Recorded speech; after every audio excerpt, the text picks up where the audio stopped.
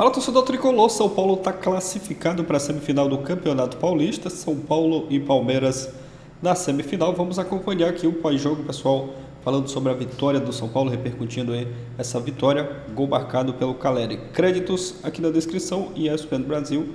Tá chegando por aqui, não é inscrito, se inscreva no canal, deixa o like também, ativa o sino das notificações, mas agora, bora pro vídeo. Tá com o Sport Center, olha os confrontos das semifinais do Campeonato Paulista. O Corinthians, então, pega o Santos, o Corinthians com a melhor campanha pega o Santos, que foi o quarto com a melhor campanha nesta fase, e o Palmeiras agora enfrenta o São Paulo. O Corinthians lá na Neoquímica Arena e o Palmeiras no Allianz Parque. Jogo único também nessa semifinal.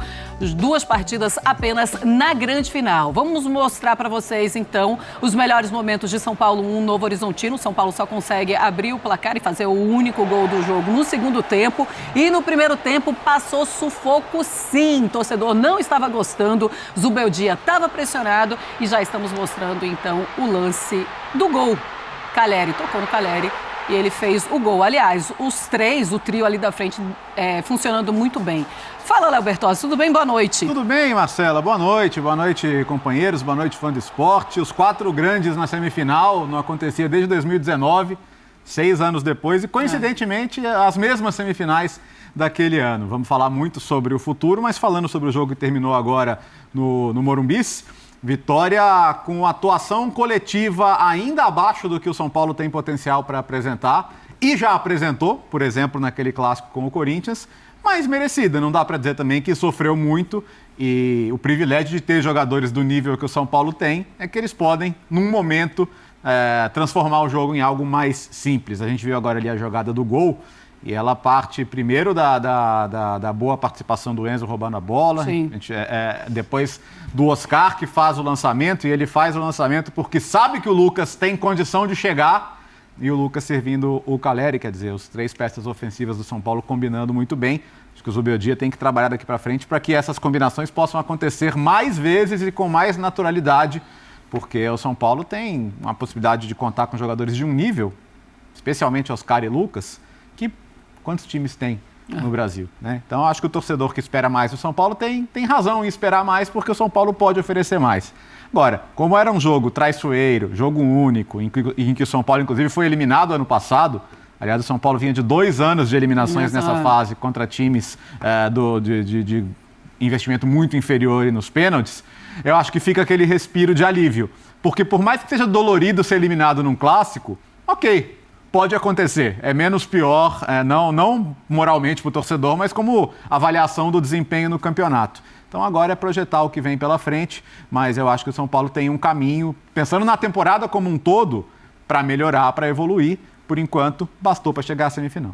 Passou um calorzinho também, e pensando ainda nos últimos anos, é claro que o torcedor já chega com aquele trauma de chegar nesta semifinal de Campeonato Paulista. Vitor Birner também conosco esta noite aqui neste Linha de Passe. Birner, um beijo para você, muito boa noite. São Paulo classificado para a semifinal. Os 4 grandes do estado, né, classificados, o que é bom para o campeonato. Tudo bem, Marcelo? Tudo bem. Desculpe, boa noite a você, Jean, Bertozzi, aos fãs do esporte. Nenhum tomou gol, né? Dos 4 grandes. Os 4 passaram com seus sistemas de marcação evitando os gols adversários. Só não concordo muito contigo que o São Paulo passou sufoco. Calorzinho ali no primeiro tempo, não? Eu com acho aqueles que, dois, assim, dois chutes de fora da área. É isso. O São Paulo criou muito pouco. Acho que essa foi a grande dificuldade. Não acho que o São Paulo foi pressionado. O Novo Horizontino é um time que marca bem, e hoje o seu treinador reforçou ainda mais o sistema de marcação. Vale lembrar que na fase de classificação, o Palmeiras tomou 10 gols, a Ponte 8, o Novo Horizontino 11. Foram as melhores defesas da competição, quando o Novo Horizontino vai jogar contra o São Paulo no Morumbi. O São Paulo com um esquema de jogo recém-implementado, porque o São Paulo passa a jogar com essa linha de 3 contra o São Bernardo. Até então, o São Paulo vinha tomando gols, estava com alguma dificuldade de construção, Zubeldia sendo criticado, o próprio técnico muito insatisfeito. O São Paulo faz um bom jogo contra o São Bernardo, quando sai o Luciano, entra esse terceiro jogador de frente. O São Paulo hoje ainda perde o Pablo Maia, que não tinha por causa da lesão no último jogo. Não tem um substituto no banco com a característica. O Alisson vai jogar de primeiro, entra o Marco Antônio para jogar de segundo, que é muito diferente. Era normal que o São Paulo tivesse alguma dificuldade. Eu acho que diante das circunstâncias, da pressão, porque o fato desses outros 3 grandes terem chegado às semifinais Isso pressionou o São Paulo hoje. É. Não dá para dizer que isso não significa nada, ainda mais com o treinador ameaçado. Então, eu acho que... Com os 2 últimos anos. Os 2 últimos anos. Então, eu acho que o desempenho do São Paulo não foi um desempenho elogiável. Tá. Ó, que não dá para falar, olha, que jogo do São Paulo. Mas eu acho que no primeiro tempo o São Paulo não correu riscos, também não ofereceu riscos. A melhor chance foi um lance que o Alisson toca a bola para o meio, que era a chance mais clara de gol, que não deu nem em finalização. E no segundo tempo, o São Paulo controlou bem o jogo. Podia ter essa chutado, jogada. né? Eu acho que no segundo tempo, o São Paulo controlou bem o jogo, fez 1-0. Podia ter feito 2. E acho que pro estágio de trabalho, por mais que isso possa parecer contraditório, jogando com 3 zagueiros na segunda partida, foi uma atuação ok. Não dá para elogiar, mas também não é para tecer grandes críticas. Pois é, o Novo Horizontino termina com mais finalizações no intervalo. Ainda assim, bom, tem mais um chute que tem uma boa defesa ali do Rafael e aí vai. Mas, Jean, boa noite para você. Boa noite. 3 zagueiros do São Paulo entrando assim, imagino que o Zubeldia vá começar a utilizar o São Paulo com 3 zagueiros. Luciano no banco de reservas. Gostou? Não muito. Eu acho que, assim, do ponto de vista do que o São Paulo produziu, eu acho que ficou bem abaixo do que o time pode produzir. Bem abaixo. Do ponto de vista do que não sofreu, como disse o Birner, eu acho até que tá ok. Embora o primeiro tempo, se o jogo tivesse sido todo na tônica do primeiro tempo, aí teria sido uma partida muito decepcionante, porque é verdade que as chances do Novo Horizontino não foram tão claras na primeira etapa, mas você está falando de um primeiro tempo em que o Novo Horizontino finalizou 6 vezes, com 2 defesas do Rafael. O São Paulo só vai chutar a primeira bola aos 30 minutos do primeiro tempo e para fora, quer dizer, não consegue chutar nenhuma no alvo no primeiro tempo. Então eu achei um primeiro tempo muito abaixo, mas muito abaixo mesmo, né? Nos 2 aspectos, porque também, no fim das contas, o Novo Horizontino foi quem mais chegou, quem mais rondava a área, quem mais levava perigo.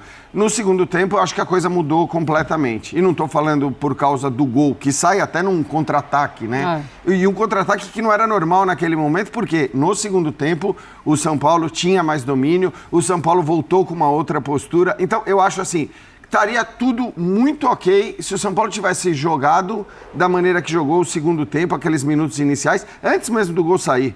Porque o São Paulo foi melhor no segundo tempo, desde o começo, pressionou, marcou mais alto. Acho que teve até uma postura diferente. Isso é um pouco estranho, né? A gente sempre imagina que o São Paulo, jogando no Morumbi com o apoio da torcida, e o pessoal da transmissão até destacava, né? Sim. A própria torcida acabou ficando um pouco abaixo do que a gente está acostumado a ver. E acho que muito pelo que se viu no primeiro tempo do time, um time meio omisso ali, meio parado, esperando as coisas andarem. E é um jogo de mata, né? Quer dizer, é um jogo único. Então eu acho que a postura no primeiro tempo foi muito abaixo. A do segundo tempo não tem o que discutir, porque como o Birner disse, não acho que você vai... ninguém esperava o São Paulo criando, né, milhões de chances, produzindo, triangulando, brigando, goleando esse jogo, até porque o Novo Horizontino é um bom adversário, é um adversário de Série A. Mas eu acho que a postura, e eu estou falando de postura não só do ponto de vista de como você se comporta em campo, mas do ponto de vista tático também, daquela marcação mais adiantada, tal, eu acho que isso poderia ter começado bem antes do que no segundo tempo. Léo, gostou do trio ofensivo do São Paulo? E você imagina que será assim agora o São Paulo com 3 zagueiros, o trio ofensivo ali com o Oscar, com o Lucas e com o Calleri e o Luciano no banco? Eu acho que claramente a ideia dele é ter os 3 zagueiros e aí isso não significa que ele vá ter um homem a menos no meio campo. Então o sacrificado tende a ser, sim, o Luciano. E acho que você tem que normalizar o fato de você ter jogadores desse nível no banco de reservas e que podem mudar jogos dependendo do que o jogo peça. E a torcida pede o Luciano, né, no segundo tempo. O Luciano é um jogador que tem carisma, que tem moral com a torcida. O que vai acontecer sempre o time está mal? Lúcia, isso aí não tem como não acontecer. Né? Com o jogador que é xodó da torcida, isso vai acontecer sempre. Agora, o treinador ele tem que pensar em como o time vai funcionar melhor. O ponto para mim a saída de bola do São Paulo hoje, mesmo assim com 3 zagueiros, com os 2 alas e os 2 volantes, ela não foi boa. E isso colocou pouco no jogo o trio ofensivo. Pense que quando o gol sai, com o Oscar vindo pegar a bola na intermediária defensiva. né? E aí ele faz um lançamento brilhante. Foram vários momentos no primeiro tempo em que essa bola passou pelo ala, pelos 3 zagueiros, foi parar do ala do outro lado, nem a primeira linha do São Paulo conseguia quebrar alguma linha de marcação. Então eu achei a construção do São Paulo morosa, lenta e abaixo do que pode ser também. Então, assim, acho a disposição ofensiva uma boa ideia. Mas a saída de bola tem que melhorar. Aí o que o Birner levanta, assim, outro Pablo Maia, não tem. Mas que coisa, né? Não tem. Isso. Mas dá pra gente colocar tudo no Pablo Maia. Assim, é muito triste que tenha acontecido de novo com ele. Vai ficar mais de 4 a 6 meses fora. E isso é uma questão que o Zubeldia vai ter de aprender a lidar de novo. Sabe que Mas é só por ele?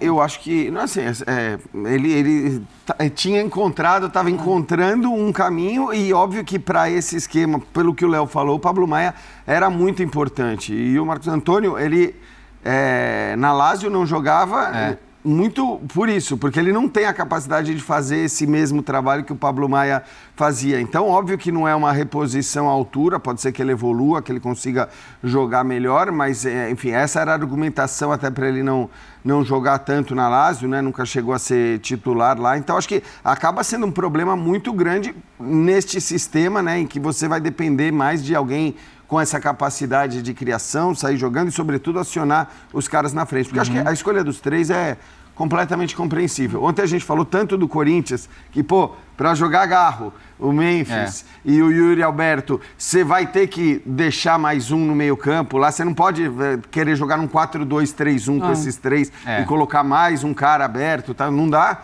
Eu acho que o discurso é mais ou menos o mesmo quando você tem Lucas, o Oscar e o Caleri. Sem o Pablo Maia, o que acontece? Tem um efeito dominó. Porque o Pablo Maia quando a gente fala de perseguição individual de marcação, o melhor jogador do meio-campo do São Paulo. E é um cara que tem o passe longo e a finalização de fora da área.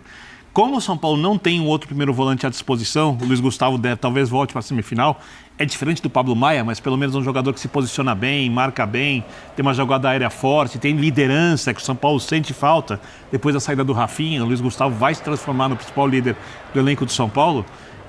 O treinador opta por trazer o Alisson para primeiro volante. Já é diferente. Só que ele, além de não ter a capacidade de perseguição do Pablo Maia, apesar de ser um ótimo marcador, e talvez ser junto com o São Paulo, com o Alan Franco, jogadores mais consistentes do São Paulo nos últimos anos. Alan Franco caiu essa temporada, o Alisson no passado machucou, mas para mim ele foi o melhor jogador do São Paulo no título da Copa do Brasil. Ele obriga o Zubeldia a colocar um segundo jogador de meio de campo muito diferente. O Alisson tem um passe de qualidade, o Marco Antônio é passe curto. O Alisson finaliza de fora da área, o Marco Antônio não finaliza de fora da área. O Alisson chega dentro da área com mais facilidade que o Marcos Antônio. O Marcos Antônio tem mais dificuldade, mas é um jogador formiguinha, encosta, toca a bola, sai, aparece, toca a bola, com muito menos capacidade de marcação. Então você tem um impacto em tudo que passa, desde a saída de bola do São Paulo, até como a bola chega aos jogadores de frente. Exato. A gente viu no primeiro tempo, por exemplo, um Caleri muito isolado. Sim. Porque havia ali literalmente um vão, não de jogadores, mas de ideias. E ninguém se ressente mais que ele desse tipo de situação. Exatamente. Agora, isolado, mas vou te falar também, o Lucas é um negócio impressionante. Esse gol, assim... Cara, o Lucas é uma coisa... O gol é 80% do Lucas, né? Não, e assim, mesmo no primeiro tempo, que para mim foi um primeiro tempo bastante criticável do São Paulo, todas as estocadas ali, né, os espasmos de futebol eram o tempo todo com o Lucas, né, exigindo que os adversários fizessem falta. Aquele arranque que você nem espera já de um jogador da idade do Lucas e que desde que ele chegou, ele faz o tempo todo. Então o Lucas é um negócio impressionante para mim, né, o desempenho, quanto ele consegue. Ok, ele teve sim no ano passado um momento de queda de rendimento, mas acho que também é normal. Agora, é um jogador completamente diferente. Tem uma coisa também, não vai dar para o Zubeldia utilizar o trio o tempo inteiro. Não dá para utilizar o Oscar e o Lucas o tempo inteiro. A gente sabe que ele vai ter de balancear a carga de uma temporada com um calendário tão pesado para o São Paulo. Então o Luciano vai estar por ali e vai receber as suas chances também. Até porque a gente vive esse calendário irracional, né? Poucos jogos no começo do ano e quando começa vem aquela avalanche e não para mais. Então, naturalmente vai ser assim. E o que eu acho legal no lance, assim, até para reforçar uma coisa que eu disse no começo, o Oscar e o Lucas, eles jogaram juntos no Sul-Americano Sub-20 em 2011. classificava para os Jogos Olímpicos naquela ocasião.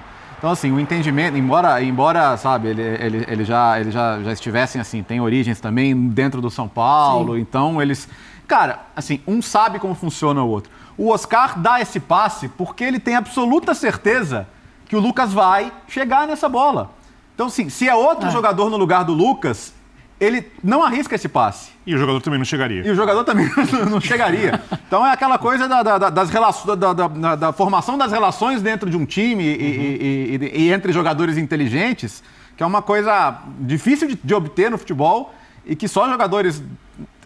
Porque para o futebol brasileiro, são dois fora de série. No futebol mundial, claro que eles já têm hoje um outro patamar. Mas no futebol brasileiro são dois fora de série. Então você tem que ter maneiras de que isso se note em campo e de que isso possa funcionar. É isso, torcedor do São Paulo, vitória importante do Tricolor, vitória e classificação para a semifinal do Campeonato Paulista. Os torcedores estavam até com medo, né? Um pouco ali com o pé atrás em relação a essa partida de hoje contra o Novo Horizontino. O primeiro tempo foi um jogo bem mais difícil, o segundo tempo o São Paulo mandou mais no jogo, tanto é que fez o gol com o Caleri. Participação ali do trio, né? Oscar, Lucas e Caleri. O Oscar deu um passe espetacular para o Lucas, que acabou dando o passe para o Caleri. O São Paulo abrindo o placar. Venceu com o placar magrinho, mas o resultado foi importante. O objetivo foi alcançado, né? Que era avançar para a semifinal do Campeonato Paulista. E agora o São Paulo se prepara para essa partida na semifinal contra o Palmeiras, jogo que vai acontecer no final de semana, né? Mas foi uma vitória importante. Os torcedores ali, em determinado momento, reclamando, né, do desempenho do time, mas é natural agora focar nessa partida contra o Palmeiras. Vai ser um jogo, acredito que não vai ser um jogo fácil, mas o São Paulo sabe muito bem, né, como jogar contra o Palmeiras. A gente já viu aí no Campeonato Paulista mesmo, né, São Paulo eliminando o Palmeiras. Tem tudo para ser um grande jogo. O torcedor está feliz, está contente com a classificação. Agora é se preparar para essa partida contra o Palmeiras e aguardar, né, esse jogo que vai acontecer aí no final de semana. Deixa a sua opinião aqui nos comentários, o que você achou da partida hoje, do desempenho do time, o que tem que melhorar para a sequência e principalmente para esse jogo na semifinal. Claro, né, que o Zubeldia vai ter que achar soluções aí, fazer o time jogar o melhor futebol. Acredito que o torcedor não está contente assim com o futebol do São Paulo, né? O time tem que evoluir, mas o importante hoje foi a classificação. Então deixa a sua opinião aqui nos comentários, a sua expectativa já aí para essa partida da semifinal. Deixa o like também, valeu e até o próximo vídeo.